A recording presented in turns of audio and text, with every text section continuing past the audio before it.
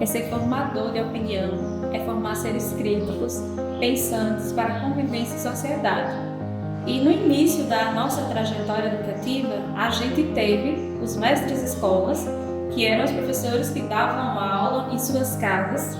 Depois dos mestres escolas, a gente teve os professores negros, que surgiram de forma que eles davam aula também nas suas casas, mas a educação aí já começou a ser pública. Nesse trabalho, os professores leigos são os protagonistas. Com isso, a gente possibilita que outras pessoas conheçam o seu trabalho e suas contribuições para o processo educativo do território, trazendo para o debate histórico da educação territorial, o período em que ocorreu e sua importância para a era contemporânea.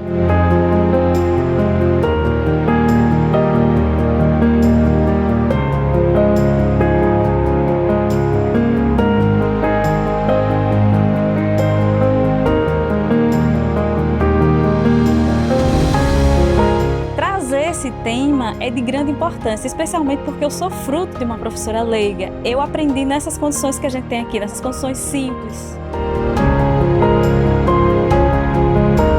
Então, assim, a gente avançou em tecnologia, a gente avançou em políticas públicas, mas a gente acabou que decresceu em valores, em caráter, em respeito às pessoas.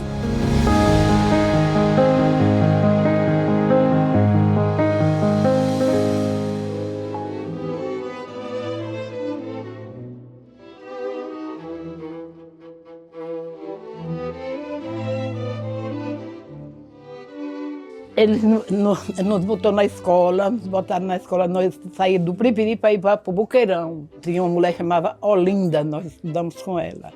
Aí fiquei, estudei. Depois minha irmã ensinava, tinha uma irmã que ensinava. Aí ela foi para São Paulo, aí me colocar no lugar dela, sabe? Substituí ela. Aí eu fiquei, foi em 75, comecei a ensinar. Aí estudei, nesse tempo eu ainda não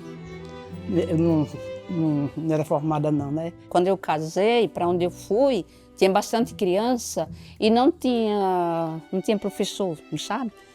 Então eu comecei a dar aula, aí até quando eu aposentei. Eu gostava muito de estudar, né? E surgiu essa vontade de ser professora através de um vereador lá da Serra, que me indicou, né, para que eu fosse auxiliar de ensino, porque naquele tempo não era professora, auxiliar de ensino, como eu fui. A professora era moça, o nome dela era Perpétua.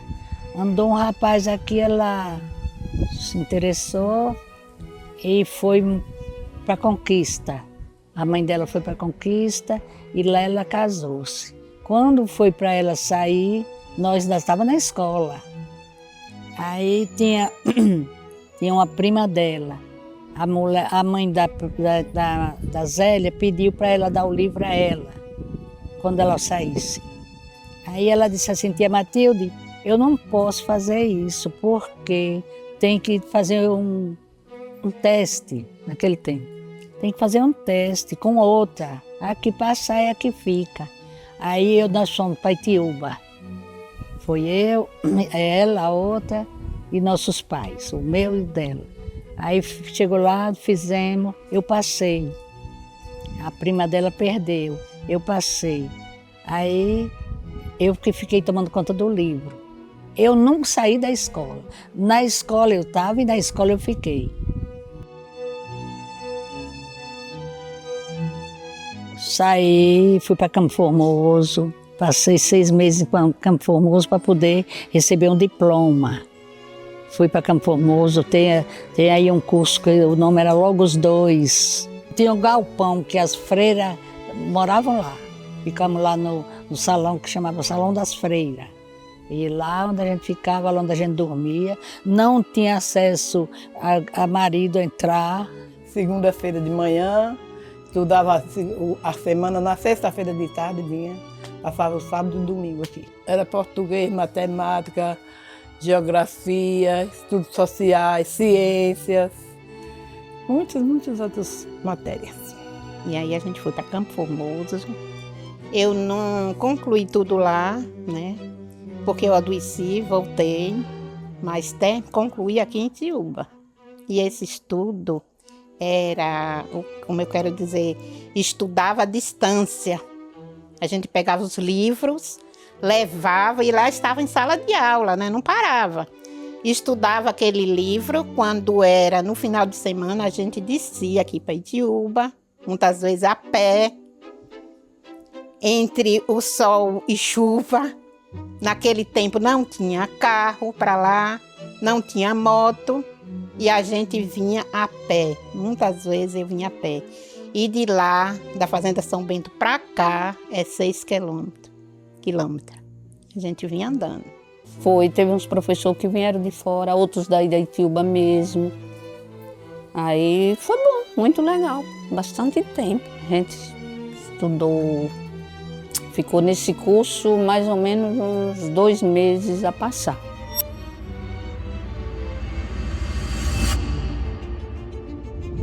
Minha casa era 2 salas, que chamava varanda e a outra sala, né? Aí eu ensinava na varanda. A prefeitura não pagava aluguel, nem nada, era de graça mesmo. Depois foi que eu reclamei, eu digo, ó, enquanto não fizer, agora vou dizer, enquanto não fizer uma sala para ensinar, não vou ensinar lá em minha casa. Era grátis, o prefeito não pagava não. E outra, a mesa era pequena, mesa pequena. Muitas vezes eu fazia as tarefinhas deles e eles faziam sentadinho lá na esteira. Porque o futuro é isso. Mas a gente sempre alegre, né, feliz, que a gente estava ali naquele lugar, como eu estava ali para servir. Eu comecei a ensinar na minha casa. Era adubo, né? Ensinar na minha casa. Depois fizeram um colégio pertinho da minha casa, né? Aí eu mudei para cá. Eu ensinei do preto. Ainda hoje é do jeito que eu comecei, que eu ensinei. Tá. Eu acho que esse tempo já era tijolo, não era? Para ensinar era só uma sala, mas tinha um quartinho da merenda, de harmonizar as merendas, né? E tinha banheiro já assim, por fora, eu lembro como hoje. Era sala, porque só era eu mesmo, tinha quadro, tinha sala e tinha um quarto para depositar as coisas, sabe? Era uma escola, ela servia de associação, ela servia de tudo ali naquele lugar. Eu pegava os livros aqui na secretaria, né? A merenda. Então, a gente levava em cima de um jegue, no lombo de um jegue. Como eu já lhe falei, que não tinha carro.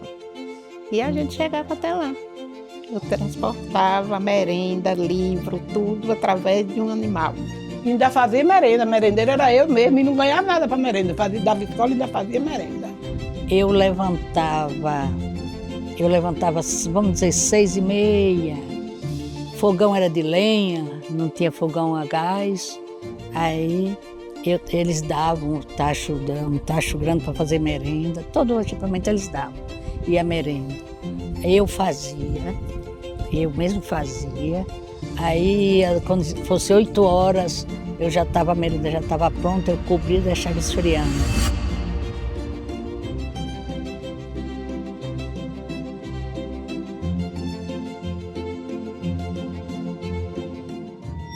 E a gente trabalhava, o meu ensino,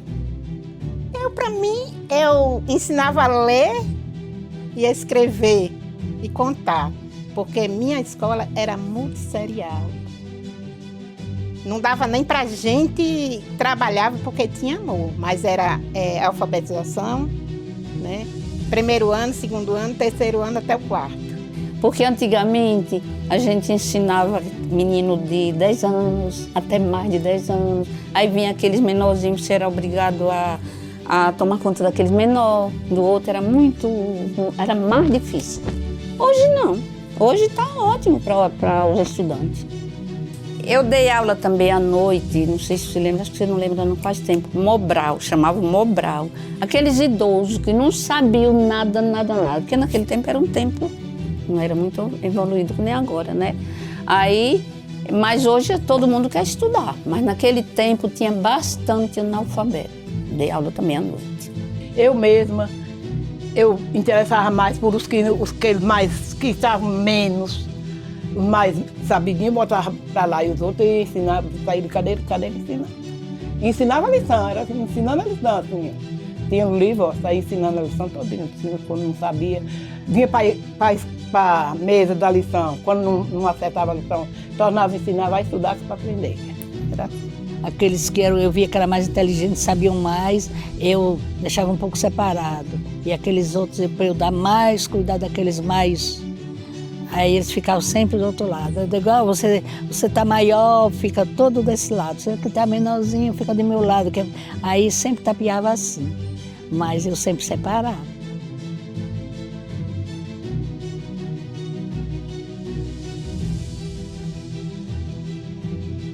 Muitas vezes os alunos não respeitam o professor que está na sala, né? E naquele tempo, aí eles respeitavam a gente igual uma mãe.